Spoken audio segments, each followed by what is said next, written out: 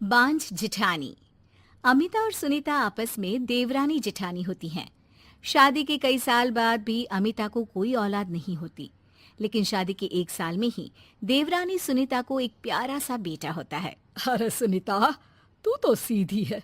क्या सारा दिन अपने बच्चे को उस अमिता की गोद में डाली रहती है? देखती नहीं, खुद का बच्चा तो है नहीं। अरे कहीं तेरा बच्चा भी। कैसी बात कर रही है माँ जी? अभी उनकी शादी को भी तो सिर्फ 5 साल ही हुए हैं। कई लोगों को तो 10-10 साल बाद भी बच्चे होते हैं। सास को सुनीता की बात अच्छी नहीं लगती। वो अमिता के पास जाती है। देख अमिता, घर का काम करा कर। सुनीता का एक तो छोटा बच्चा, वो बेचारी घर को चिराग भी दे और सारा दिन किचन में खटती रहे, और ऊपर से तू आराम करे। दीदी, खाने में क्या बनाना है दोपहर को? मैं किचन में जा रही हूँ। अरे नहीं नहीं, मैं हूँ ना, मैं खाना बना लूंगी। अरे खाना आप बनाएंगी तो मुन्ने को कौन पकड़ेगा? अरे तू पकड़ेगी, मैं पकड़ूंगी। भाई माँ ही तो मुन्ने को पकड़ती है। तू काम करे और ये मुन्ने के नाम पर आराम।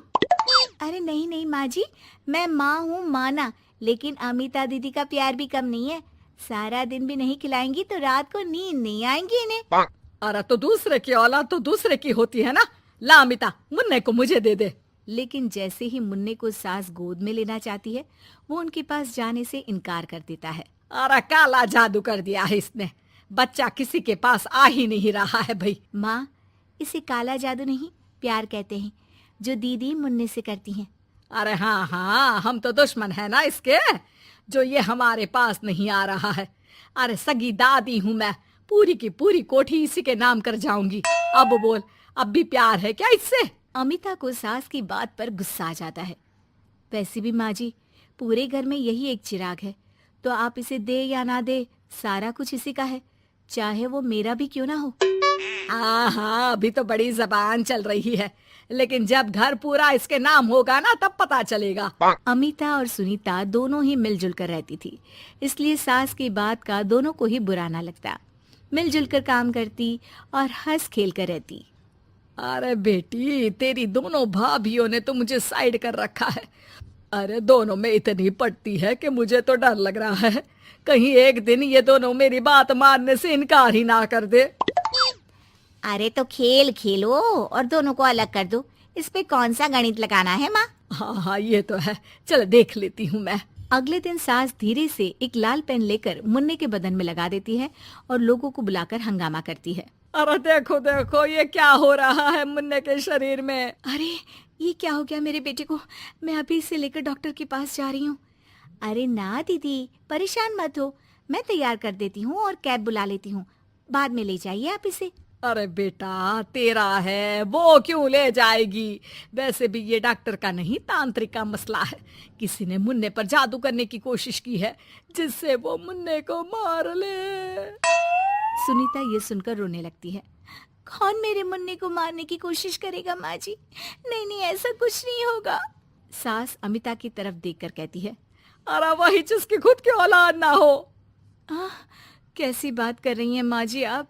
मैं क्यों मारूंगी अपने ही बच्चे को? वो तो मेरे बेटे जैसा है। अरे बेटे जैसा है, बेटा तो नहीं है ना। वैसे भी मैंने तांत्रिक को फोन कर दिया है। थोड़ी देर में वहाँ तांत्रिक आ जाता है।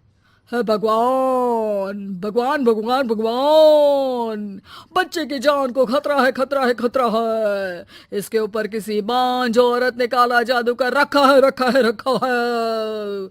लगता नहीं ये बच्चा कभी ठीक भी हो पाएगा, पाएगा, पाएगा। नहीं नहीं, मेरे बेटे को बचा लीजिए। अमिता दीदी, आप इतना गंदा सोचेंगे मुन्ने के लिए, मैंने सोचा भी नहीं था। अरे कैसी बात कर रही हो सुनीता? मैंने तो मुन्ने को माँ से बढ़कर प्यार किया, ये सोचो भला मैं ऐसा क्यों करूंगी? लेकिन बेटे के प्यार में पागल सुनीता सास की जाल में फंस जाती है। दीदी, आज से आप और मैं अलग हैं, मेरी रसोई अलग, आपकी अलग, और आज के बाद मुन्ने को छूने की क्या, देखने की भी कोशिश मत करिएगा।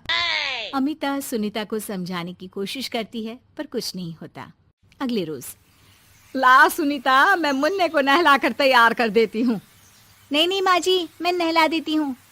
लेकिन जैसे ही वो मुन्ने को नहलाने लगी, पेन के निशान एक एक करके निकल गए।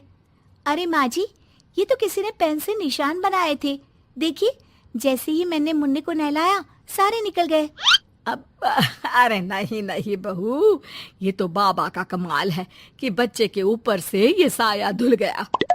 लेकिन ये क्या माँ जी, मुन्ना तो रोया ही जा रहा है, न खा रहा है न दूध पी रहा है, बस चाची चाची कर रहा है।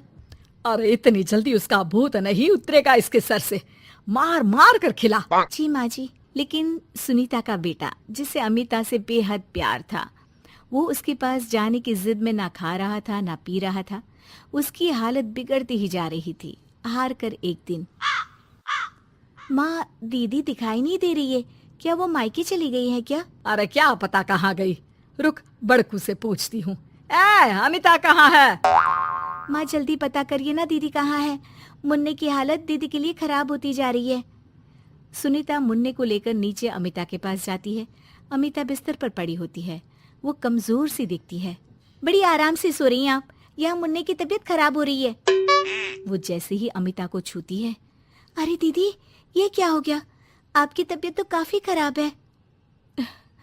मुन्ने के बिना मैं नहीं रह सकती सुनीता, मैं उसके बिना नहीं रह सकती।